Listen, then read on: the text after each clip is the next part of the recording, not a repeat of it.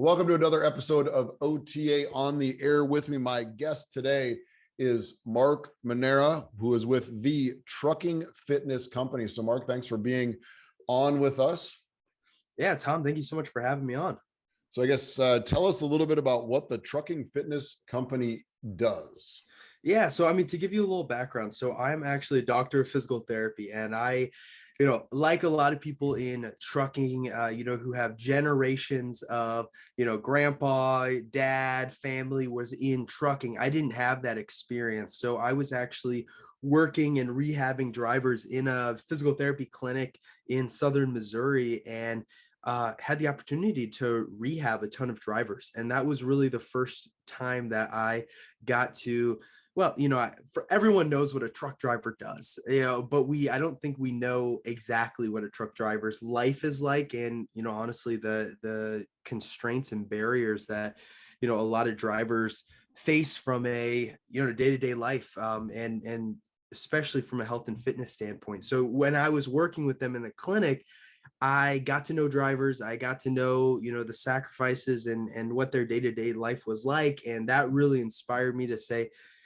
look a little bit deeper into, hey, what's up with, the health of a lot of drivers? Because when I talk to, the drivers in the clinic, they kind of, everyone's kind of, when you ask in the physical therapy clinic, they're like, nah, I don't really exercise. But when I talked to the drivers, it was not, no, I don't exercise. It was, no, I'm a driver, I can't exercise. And I was like, there's a little bit something weird here. And so I looked deeper into it, and, really just was inspired after seeing some of the statistics. And that's what inspired me to start the Trucking Fitness Company. And so we're really focused on exercise, nutrition, and accountability for drivers, and honestly, the whole supply chain.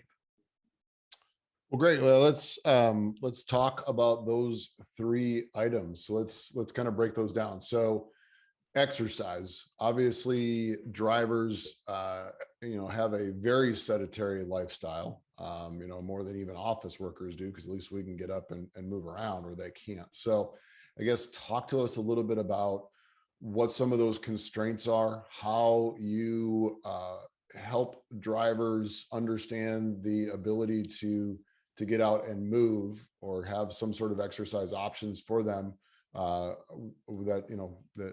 fit their lifestyle. Yeah, I think the whole mantra that we talk about is we got to meet drivers where they're at. And I think, where a lot of people, and I think it makes sense because it's, coming at the fact that they have a sedentary lifestyle. And I think that's something that unfortunately they can't control, because that is how, they put food on the table for their family. That's how they make money. And, I think what our approach is, let's not get down on the fact that you sit behind a wheel and that's what you do for a living, but let's take and put all of our energy into that, time you're not behind the wheel, and focus on what you can control. And so what we're doing is giving drivers the ability to exercise anywhere at any time. So we've got an app right on the driver's phone, and we have workouts they can do in their truck, outside of their truck, at home. They can do that at home. They can do it in the gym if they want. But the goal is that, they don't have to find a 24/7, 24-hour fitness and be able to park their semi or go off their route. But anywhere they're at, if it's at the truck stop, if it's waiting for their next load, they can open up the app. They can do it in the back of their truck. We give them all a resistance band, so it's all the equipment they need. And it's really just giving them. We've got 20-minute workouts that can fit into their day really easily. And, we can scale that up if they've got more time or they want to work out longer. And then we've got different types of workouts based off of their preference, because, for them to do it on a consistent basis, they have to enjoy it, and they have to do something that, fits their, current fitness level, and then also what their goals are and the direction they want to do. And so we really try to tailor it around those certain areas. Yeah, and as a physical therapist, it's amazing how effective just a simple resistance band can be. I guess kind of give us some examples of what some of those exercises would be that a driver would use a resistance band for, or I would guess the weight side of it is just body weight stuff. Yeah, exactly. And so, I think it's kind of crazy with a little creativity. You can do almost any exercise with a resistance band. We've got drivers in the back of their truck. They're, sitting on the band and they're doing overhead presses, sitting on their bunk. They're, attaching their band to, the front seat and doing rows outside of their truck. There's a million different areas where they can, wrap their band around or step on their band and do, deadlifts and do rows against the truck, curls, tricep push downs, doing a bunch of body weight exercises like sit to stands and squats, jogging around the truck. And really a lot of the workouts we do are circuit based, and it's just trying to, get the most bang for their buck. So, getting the heart pump and breathing a little bit heavier while doing some of those resistance exercises. So are you seeing any pushback from companies who are saying, well, we don't want the drivers doing this kind of activity in the truck that we own? Is there an inherent risk that companies have in allowing their drivers to do this? Yeah, I mean, I think there's a lot bigger of a risk not letting them do this. I think that you've got a population of drivers who 85% of them are overweight. You've got 1 in every 7 who has type 2 diabetes. And, it's sad to hear and it's sad to see, but I can't tell you how many times just in the last 2 years where I've been doing this, I've opened up Facebook and I'm in these Facebook groups, and you see a article of a driver who had a heart attack at the truck stop and was found 2 days later. And the risk of something like that happening versus, maybe an achy shoulder because they pushed it too hard from an exercise, or something like that happening. Though we just signed a company out of Texas that wanted to work with us strictly to mitigate risk of soft tissue injuries. And from a physical therapy standpoint, the best way to, mitigate the risk of a work comp claim or something, tearing a muscle, is building those muscles up so that they can resist the randomness of, lifting something out on the yard or getting out of the truck in a weird way. But I think you can look at the statistics, and I think a driver who's obese is 2 times more likely to have a work comp claim. With that work comp claim, there's the cost of medical expenses is way higher, and there's, I just look at it as a lot more risk on the end of not doing anything versus trying to be proactive.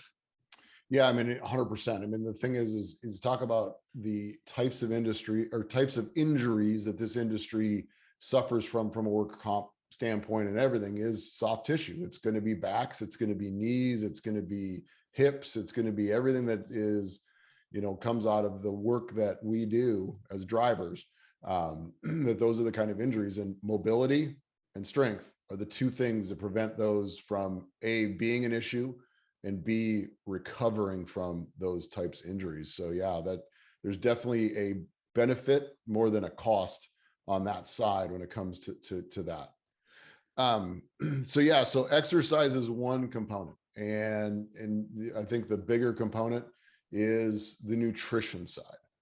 And that I travel a lot, just like you travel a lot, just like a lot of our members travel a lot. That nutrition is a challenge, a bigger challenge when you're on the road.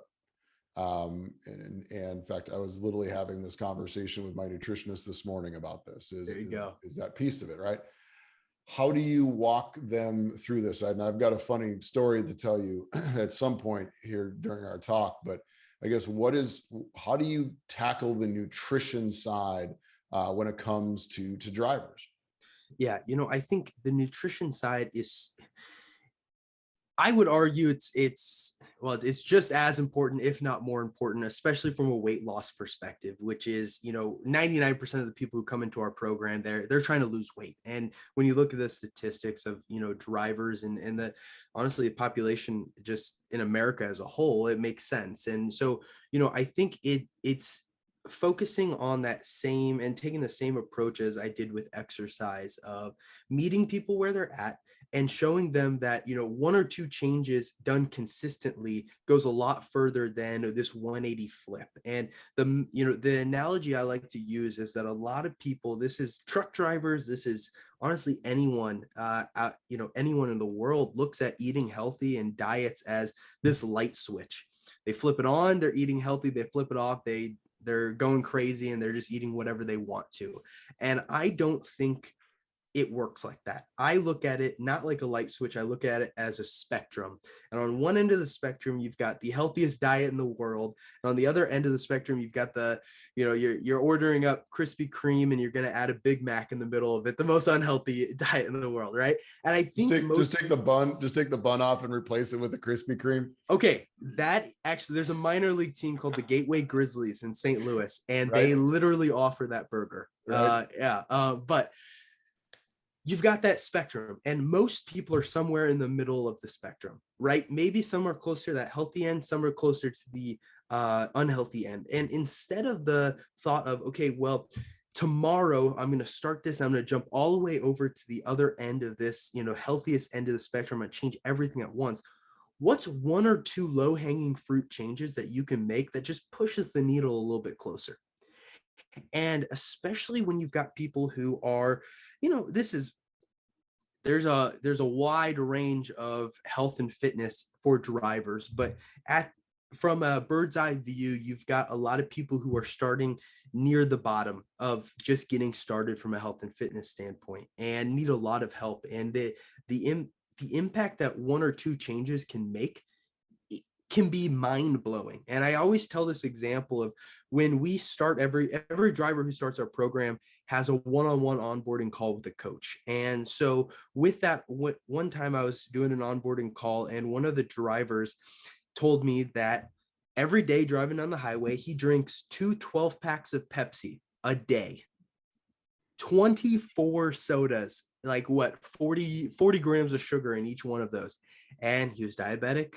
He's overweight, and it feels like crap. I mean, to put it bluntly, right? And all we did is we didn't say, hey, go do this hour-long workout, make these 5 changes. We said, let's just start chipping away at this giant mountain of 24 sodas, and let's start switching to some 0-calorie beverages, some water. The first switch was we switched to some diet soda.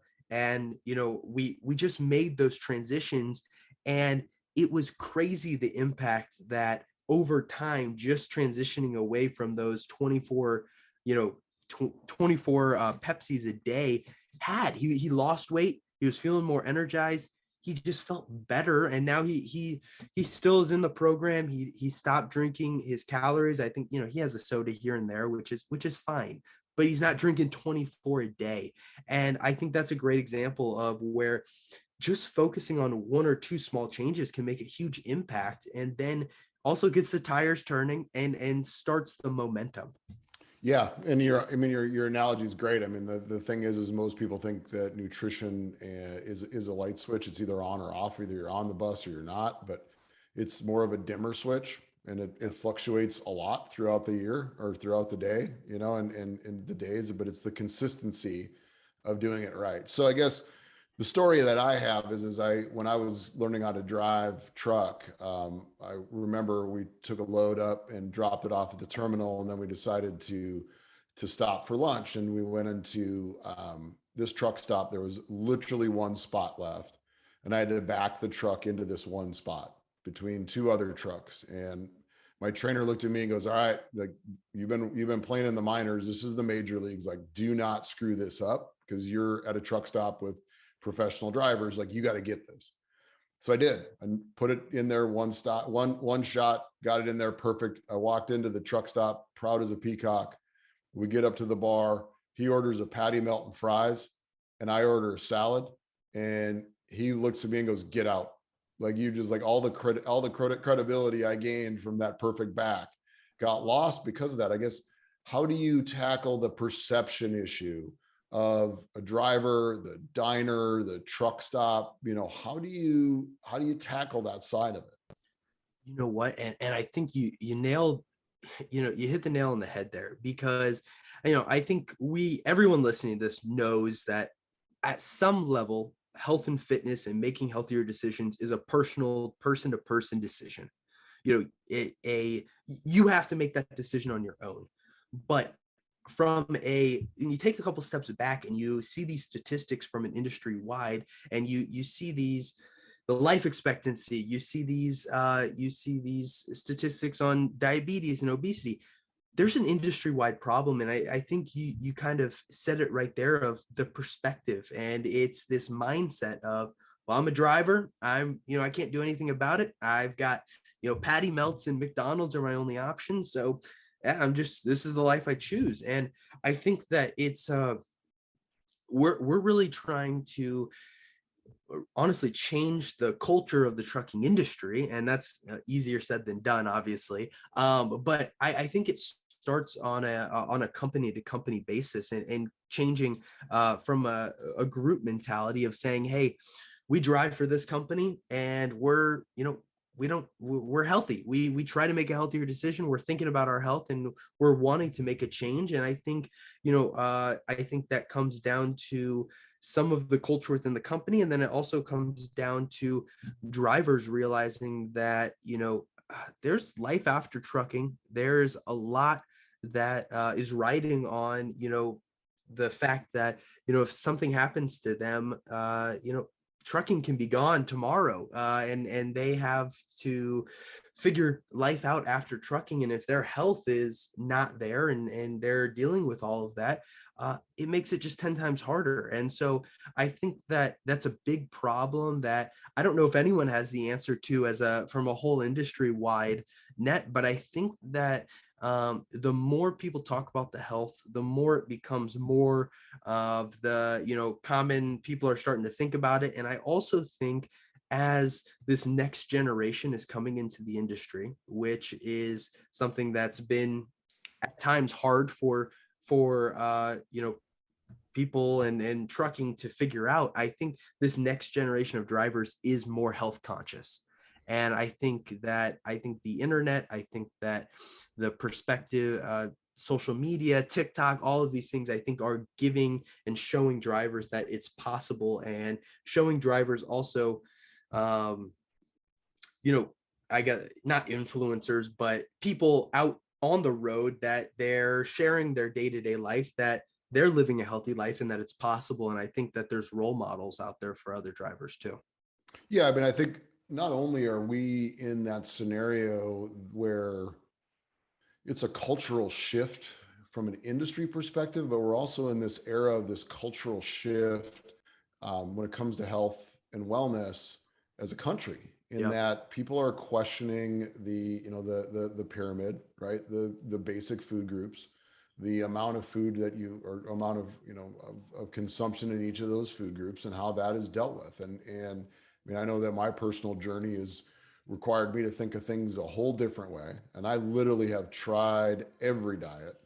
And the thing is it's just finding that balance that works for you, that makes sense, and gives you the fuel you need, without all the extra junk. And from a personal side, I mean, I won a bet because in 2021, I made a bet with somebody that I could go an entire year without any refined sugar, like actual, like sugar you get in a bag. And literally probably the hardest thing I've ever done. And it wasn't because I craved it. It wasn't because I wanted it. It wasn't because I wanted those foods. That is literally in everything. And, the fact that there's a belief that sugar itself doesn't have a contributing factor to diabetes is amazing, when people who have MD behind their name actually make that claim. But there again, how do you find or coach drivers into making appropriate choices when they walk into a truck stop?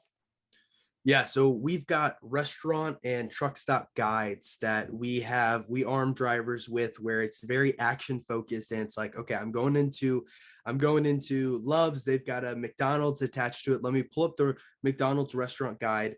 It's got, a bunch of different examples of how I can build the meal, and then it's got 3 or 4 meal examples that I can say, oh, this looks good, let me just order this. And it's not saying, hey, don't get, you can't control that McDonald's is the only place you can eat. So let's just focus on what you can control, which is what you order at McDonald's. So it's picking the healthiest option there. And, we've got cool infographics that are like, eat this, not that. And it's just crazy how, one change, like you order the Big Mac and a large Coke, and it doesn't seem that, big of a deal because it's one meal, right? But it's 2,000 calories. And then if you would have made just a smarter decision of maybe a water or a Coke Zero, and instead of a large fries, a small fry and a grilled chicken, you could have saved maybe 1,400 calories in one meal. And then you just multiply that by day after day, week after week, years of being on the road. And, the driver who, picked the healthier option day after day is a completely different person than when you look at them from a health and fitness standpoint, than the person who, oh, well, I had a stressful day, I'm just going to reward myself with this unhealthy meal.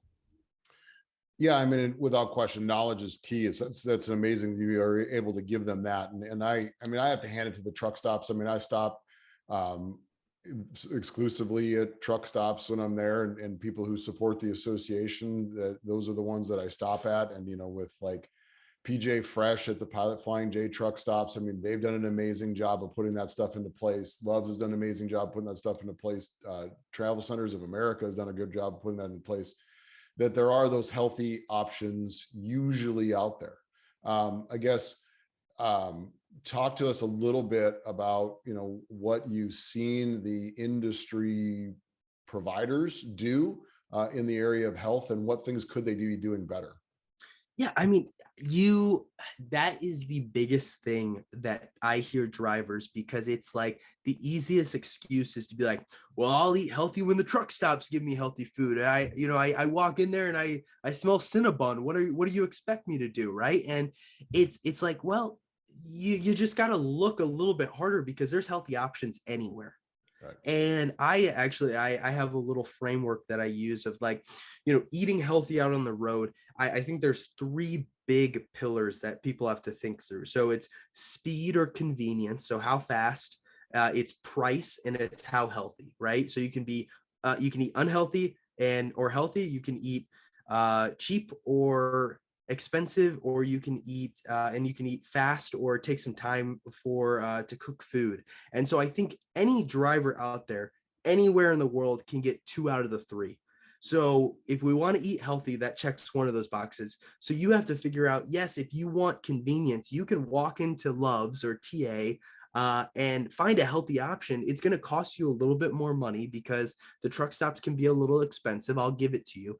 But there's healthy options out there, and you just have to figure out what it's worth. And to me, a couple extra dollars to get a healthier meal is 100% worth it, versus grabbing 3 Snickers bars and a large fountain Coke, right? And so, I think the kind of like you mentioned, it's 2 parts with the drivers. Number one, if they come with that attitude of, well, there's no healthy options out there, I think it's important.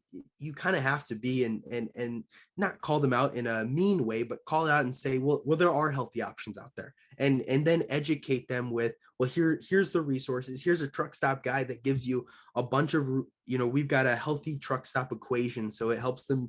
Here's protein, carbs, fats, and veggies and fruit for a bonus. And it gives them, they just pick one from each category, and it gives them the healthiest options that you can find at almost any truck stop. And I think when you kind of just be blunt with drivers and you say, well, it is possible, and here's a resource, it flips that mindset for a lot of them. Because I think there's just been a lot of drivers that have this, I can't do anything about it. And I think it's time for that to flip. And, I do think that there are, if it's companies, if it's sometimes truck stops, and if it's just honestly the nature of driving at times, it does make it more difficult for them to live a healthier life than, you and I, who are at home and go home every night. But it's possible. And if if you're going to get down on the fact that, you live this lifestyle and it's the lifestyle you chose, you have to either say, I'm going to take control and, make this decision for myself, or I'm just going to go down this path that unfortunately a lot of drivers find themselves on and say, poor me. And I don't think that's the right approach for people. Well, yeah, and I think that there again, I think people take a look at their situation and try to blame their situation for the choices that they make. But an office worker or a truck driver have the same choices, right? They just need to adapt to those choices, because I could decide, here in an hour that I'm not going to make the lunch that I brought, and I can go down the street to a restaurant and grab food if that's the choice that I want. And I walked through a Pilot Flying J yesterday, smelt cinnamon, and it smelt absolutely delicious. I know full well that it could be the biggest poison I put in my body, right? That's the beauty of or not the beauty, but the reality of food is it can either be the best medicine or it could be poison, and it can kill you. So you need to make those choices, and they're not easy choices. And I mean, I've been there. They're not, I mean, make those choices every day. They're difficult choices to make, that you have to do the right thing. And I think what you're doing from a knowledge standpoint is, I think that's where people get lost, right? Is they get into that situation where they're indecisive. They're not sure what they have available to them. They're not sure, they look at an overwhelming menu that majority is unhealthy options. They don't know where to go. So having that knowledge, I think, is very much the key. Let's talk a little bit about fluids, right? You've made a couple mentions of that, right? Obviously, everybody knows that my dear friend from the Ohio Beverage Associations get mad at me when I say this, but I mean, everybody knows that full lead sodas are bad, right? How do you take a situation, and I love coffee. I could drink coffee all day long. I know that I can't, because it's right. It's not there again it's not great for you. It dehydrates you. So how do you take an industry that is primarily paid by production? So the more time you are on the road, the more money you're making, the better off you are, right? To consume the volume of water necessary. I mean, everybody talks about you should drink a gallon of water, 100 ounces of water a day. I consume 300 ounces of water a day, right? And without having, there's that cost benefit analysis. Well, if I got to pull off every truck stop just to go to the bathroom, I'm not going to drink water. Well, that's the worst thing you can possibly do from a health perspective. I guess, how do you coach drivers when it comes to hydration? Yeah, I think education is one of the first parts, and not saying, hey, I think that it's kind of like the whole, you got to get 10,000 steps. Well, when you look at some of the research, 10,000 steps is a great benchmark. From a marketing standpoint, it sounds awesome. And I look at, a gallon a day as a similar thing. Yeah. I mean, I don't think anyone probably needs a gallon to be as the healthiest person in the world. But I think that, I think that it's kind of a balance point, because I talk to a lot of drivers who are drinking energy drinks, coffee, drinking all this caffeine just to stay awake and alert behind the road. And I think that there's a balancing point of, I think it's important that, I think caffeine can be a great resource for a driver. I think sleep's really important as well, but I think caffeine can be a good aspect to it. But from a water standpoint, I normally just start with what are you typically drinking right now? What's your normal day? And then just adding a glass and seeing how that goes, or making a transition. Like I said, if they're already drinking 24 Pepsis a day, the conversation is probably not, well, let's add 8 more ounces of water to that. It's, let's substitute out what you're already drinking for water. And making some of those substitutes. And, I think, I think, there are a lot of these liquids that you consume. If it's, even if it is a soda, has a base of water and helps hydrate you. There's food that hydrates you. And so I think there are options that, you need to be drinking water. I think it's a really important aspect, but I think it's finding that balance point to get started for people. And I think that, one great test for people is to look at the color of their urine. And I don't ask for resources there. If their urine's super yellow, then it's probably they need to start drinking more water. If it's a light yellow or clear, it's a great sign to that, hey, you're hydrated, you're in the right area. And there's definitely some science behind that. Is it the most scientific measurement? No, but I don't think anyone wants to go through the most scientific way to show that you're hydrated and get some flasks out and stuff like that. But that's what I would suggest of, looking at how much fluids you're currently drinking. And then is there a route to, substitute some of the non-water for water, and just making a transition there. And I honestly don't think people need to drink only water. Like you said, coffee's great. Coffee's fine for you. There's actually been some studies, I'll have to send it over to you, that shows at a certain point, if you are drinking coffee on a consistent basis, they've actually found that coffee can actually, at the beginning, so if you're a new coffee drinker, it's a dehydrator. It dehydrates you. But as your body gets used to consuming coffee on a consistent basis, they found that it actually can help hydrate you. Obviously, not as well as coffee or as water, but your body adapts to it, and it doesn't become as much of a dehydrator as it was the first time you drank coffee. So that was interesting. I wouldn't recommend coffee as your main source of hydration, but I really that would be what I suggest for drivers. Yeah, that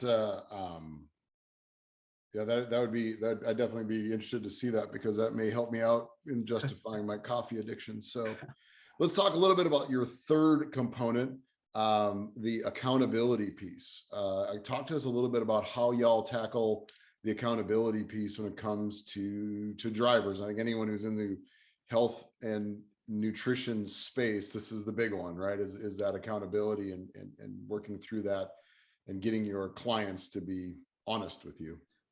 100%. And I think I always say I can give anyone the best exercise and nutrition program in the world, but if they don't show up and do it, it doesn't really mean much. And I think for a lot of drivers, because of the nature of being isolated out on the road, and honestly, a lot of them that I speak to don't feel as though they have someone that they can talk to and can relate to. I think it's really important from our perspective. Yes, we deliver our content through an app on the driver's phone, but I don't think we're just an app and a workout program. We're a coaching service. And I think that starts with building a coaching relationship and showing drivers that, when they open up our app, it's not this AI technology behind the screen just saying, do this workout. It's an actual human. And so we've got, like I said, we start all of our members off with a one-on-one onboarding call with a coach. And so that starts to build that relationship. And then when they're on the app, there's a little button in the bottom right corner where they can click on it and message a coach anytime that they'd like. So 24/7, if it's 3:00 in the morning, we're probably going to get back to you, around 8:00 the next morning. But they have the ability to ask questions, get personal help. And it's not just like this auto reply. It's an actual human who's sending an answer back, and it's personalized to whatever question that they have. And then we also have a community within our app of like-minded drivers, of just getting them in a community of people who are kind of on the same journey of them, of trying to figure out this health and wellness thing. And the final aspect is every single week we send a text reminder, a personalized text of saying, hey, how's your week going? Hey, I saw, Tom, you didn't do a workout this week. What do we need to do to get you back on the right track? What can we do to help you? And just being there on a consistent basis goes so far, especially for drivers who, sometimes lack that accountability, in their health and fitness and other aspects of their life as well.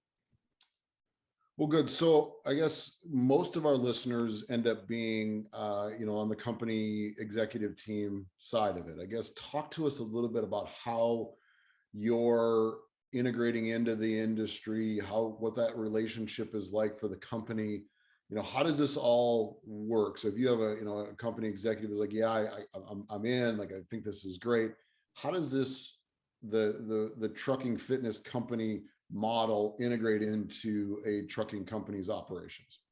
Yeah, so what we would do is we would come in and we have programs so we've got Trucking Fit, we've got programs we've got programs for warehouse, for office staff, for dispatchers, for everyone within the organization, because I think when it becomes to making a cultural shift and coming in and actually, changing the culture of health and wellness within a company, everyone has to be speaking the same language. And so I think that it's important that obviously everyone has a program individualized to them. And I think that's really important from for the drivers, because of their, personalized and I guess not individual constraints and barriers, like we've talked about, the unique lifestyle that they live compared to a lot of other people out on the road, or out in the office and at a company. So we've got programs that are specific to all people under the umbrella of a company. And what we would do is come in, we would be market our program to the specific areas and market it very individual to, hey, this is an exercise and nutrition program for drivers. We also have an exercise and nutrition program for office staff, and an individual personalize it on a marketing basis, because I think people, when they hear wellness programs, sometimes have a sour taste in their mouth, because it's kind of been this cookie cutter, one size fits all, throw it at everyone and see what sticks. And I think that's why there's been really low participation. And what we're trying to do is come in and market it very specific to the people we're speaking to. So marketing it to the office people and showing them, hey, we've got solutions for your specific needs. Same for the drivers, same for other aspects. And then we handle all of the day-to-day coaching, giving them an exercise, nutrition, and then the accountability coaching. And then we set expectations and goals and work together to, hold each other accountable to making sure as many people are participating and being a part of the program within your organization. And so, if I mentioned the other company, one of the metrics that we're going to be tracking with this company is soft tissue injuries. And so obviously that doesn't happen day one. And a lot of these health and fitness, changes don't happen, and cultural changes don't happen in a month, 2 months, but over time we want to track it, and we want to make sure that we're holding everyone accountable and we're keeping retention within the program. And I think that what we're offering is something that a lot of companies haven't been able to crack, which is driver and employee engagement. And I talk to companies all the time who are just struggling to get employees to engage into programs. And I personally think it's because I don't think they're speaking their language, and I don't think they're coming at them, meeting them where they're at and showing them that, hey, this is built for them, versus, hey, this is kind of for everyone. Anyone who wants to do it can do it. Does that make sense? It does. It does. So what I got out of this was, I can eat at McDonald's and I can drink coffee all I want. I love the selective listening, right? Yeah. No, actually, McDonald's was my first job. And Okay. I can't even remember the last time I had McDonald's. So let me tell you something about eating there. So, but no, love it. So if people want to learn more about what you're doing, what's the best way to go about doing that? Yeah, so you can find me on LinkedIn at Dr. Mark Manera, or you can look up the Trucking Fitness Company on any social media, or go to our website, truckingfit.com. Good, Mark. Thank you so much for joining us on OTA on the Air. Thank you so much for having me.